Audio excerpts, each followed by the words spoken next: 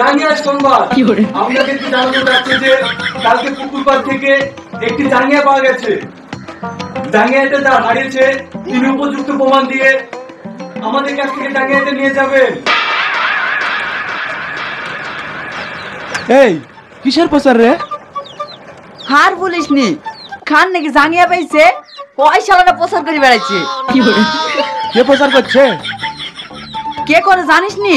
ওই পাড়ায় লজিটের ছেলে আসেন, আর এই পাড়ায় তসনের ছেলে বিশু হয়ে দাসছে।